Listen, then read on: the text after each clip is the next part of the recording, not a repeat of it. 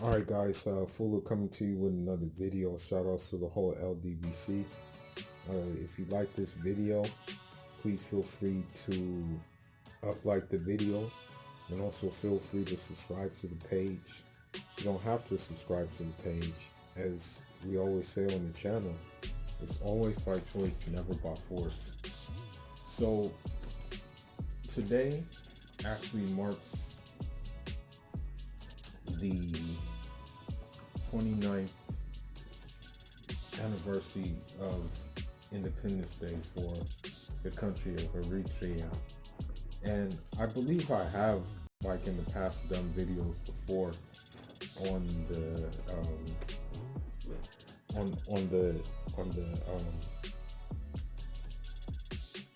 independence of the country, on the day of independence. And I want to revisit this, due to the simple fact that, during that time when I did the videos, I wasn't really as read as I am right now in the whole independence struggle, that they went through. And what I can say is that, the reason why I will do, like videos about my country's independence struggle, but at the same time, I kind of see that, that us in West Africa and Eritreans are kind of interconnected because of the simple fact that, in a book that I was reading about, the EPLF, there were actually cadres in the EPLF that were reading about Amilcar Cabral.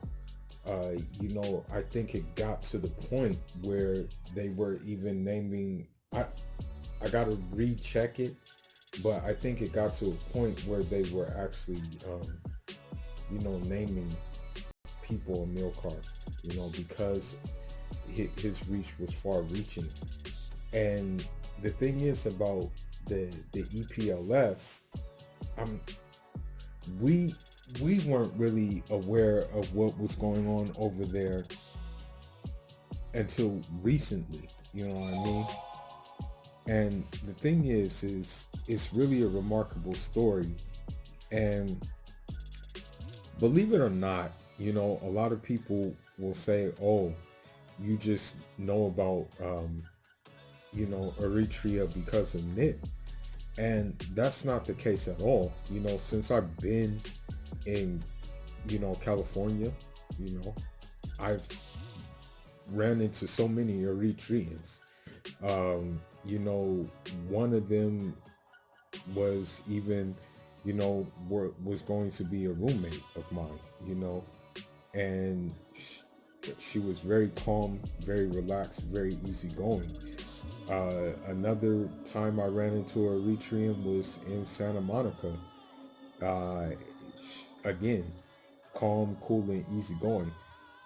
I was just looking at it from a friendship perspective, but every Eritrean that I have ran into thus far has been calm, cool, and collected. And this is before even that I met Ermias, you know what I mean? And the ones that I met never really talked about their country that much, so I had to take the initiative and do the research myself. And I did the research, but I didn't really do the research heavily into the armed struggle in which took place until recently. That's when I started getting books about the armed struggle, how it took 30 years for Eritreans to get their independence. And not only were they fighting against the Ethiopians, but they were also fighting against Russians, and they were also fighting against southern Yemeni troops as well, as I was just informed about this.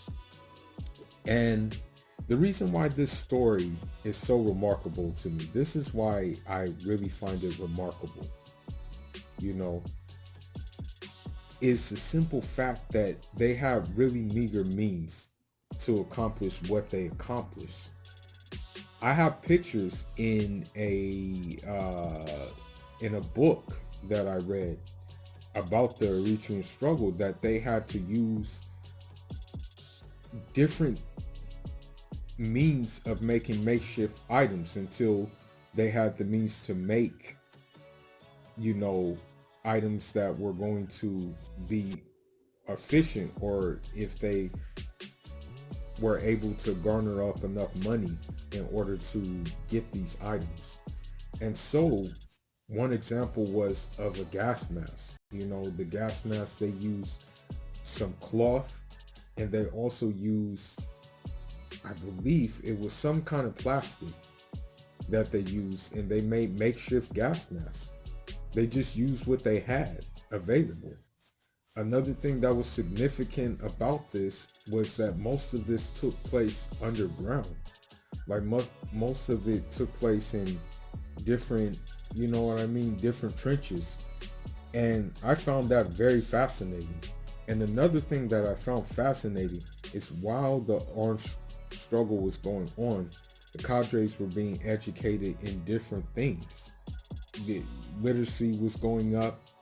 They were, you know, learning mathematics. They were learning, you know, history about their country and things of that matter. They were learning about, I believe, Marxist leanings. And I want to say something about that now, because a lot of times people think that like Africans, for example, like Thomas Sankara, like Amilcar Cabral, that they just adopted Marxist Leninist thinking. And that's not the case at all.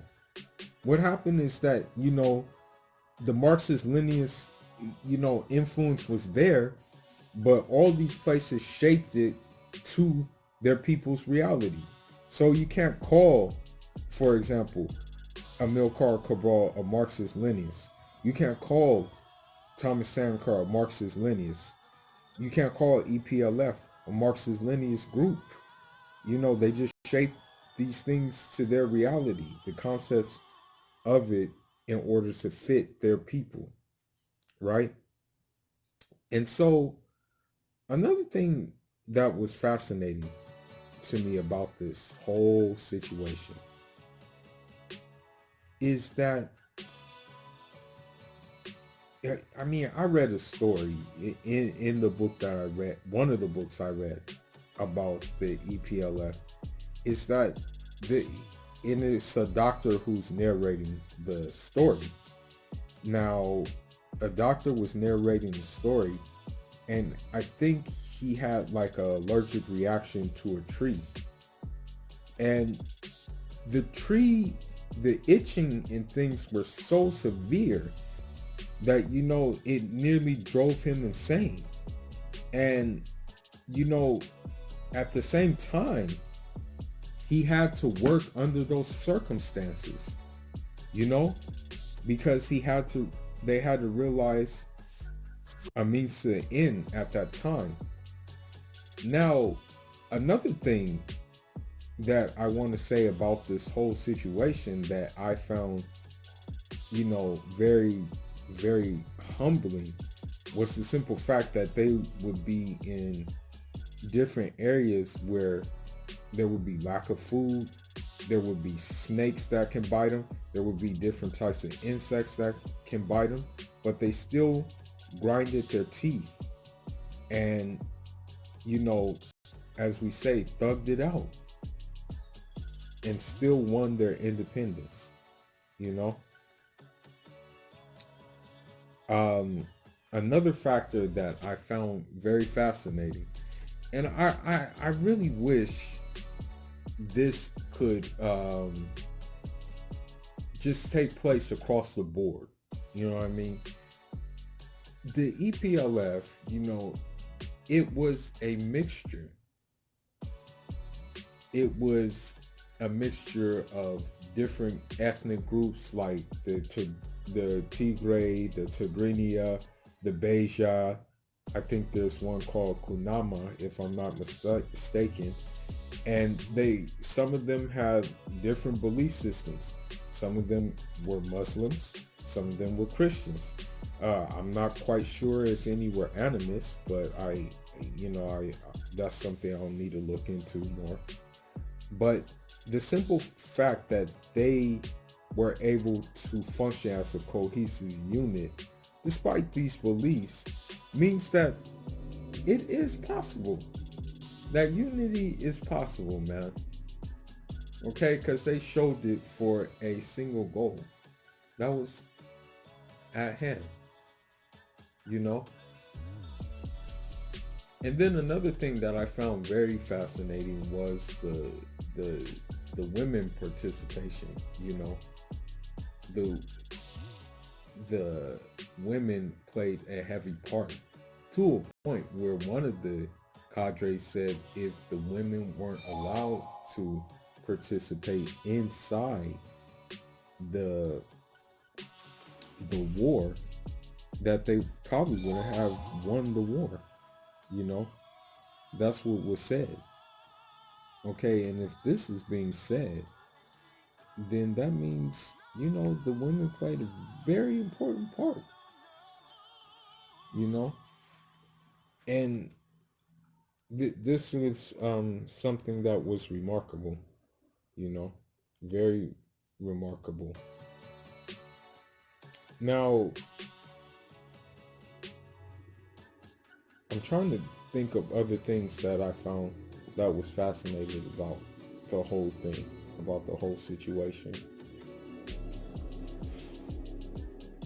the I guess one of the things that was fascinating was that there I'm pretty sure there was doubt at times about this whole situation, you know, but they still unwavered and still got the job done, even if it took 30 years for it to get done.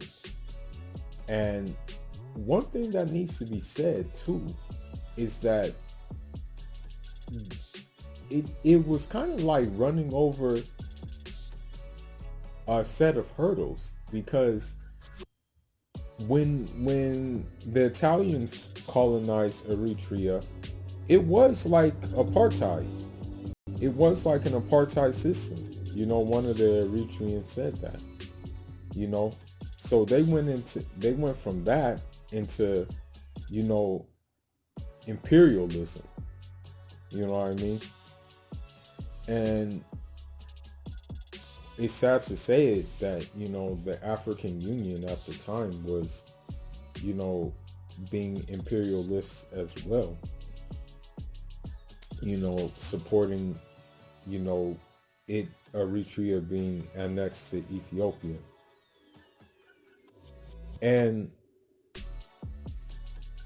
I don't know, man. I can keep going on and on about the virtues of Eritrea, but those are just a couple. But God willing, I will fulfill the promise that I said I was gonna fulfill of Ermias, who told me that, yo, you need to visit. You need to pull up there, and God willing, I am going to do so.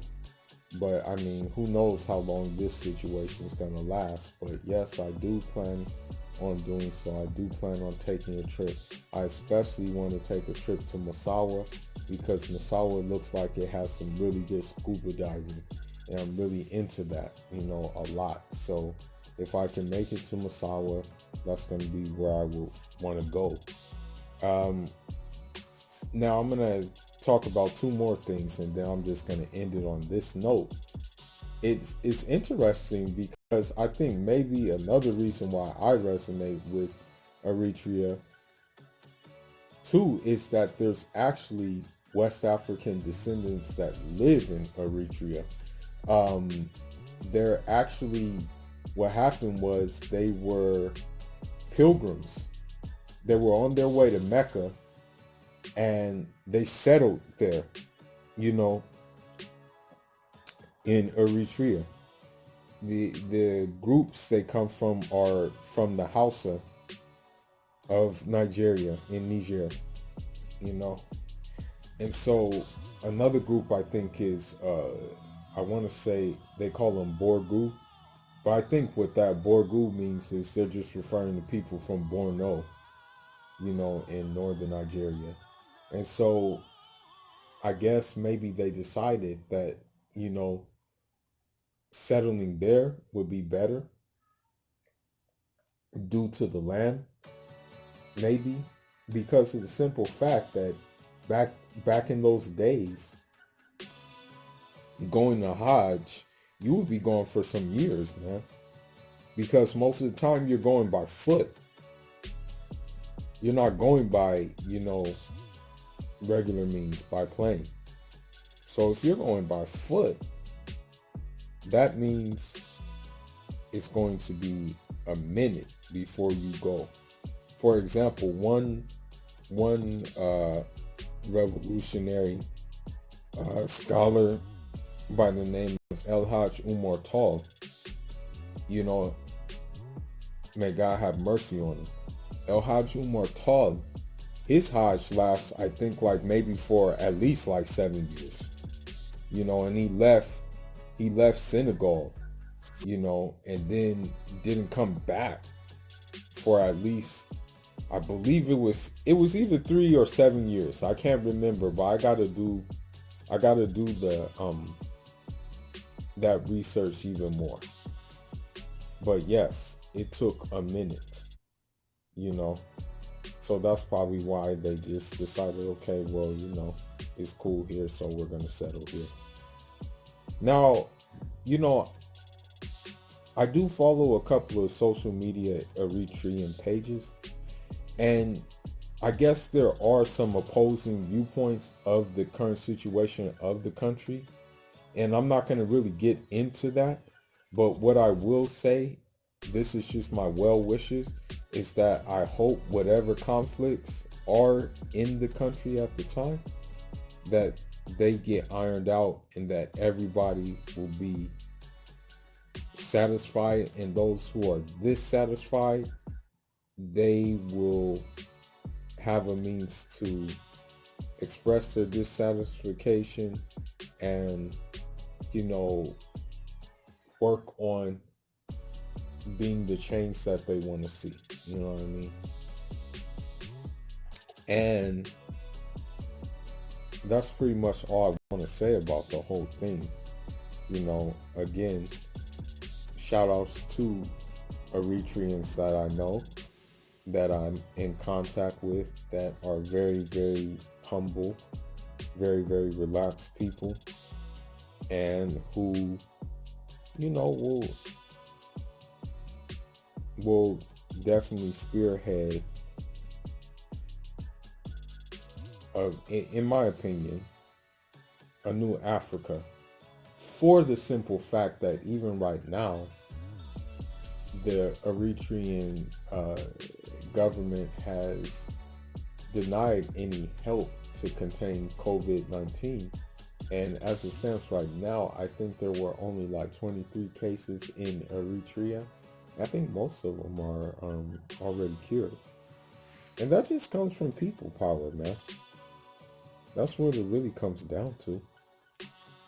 But anyhow, happy 29th Independence Day to Eritrea. Know this video is pretty late, but I'm running around all day, so better late than never. And to all the Eritreans out there, as a African from the West Side, I love y'all, and I will continue to research about the struggle that y'all went through. And yeah, man, that's all I got. Leave your thoughts and leave your comments. And John.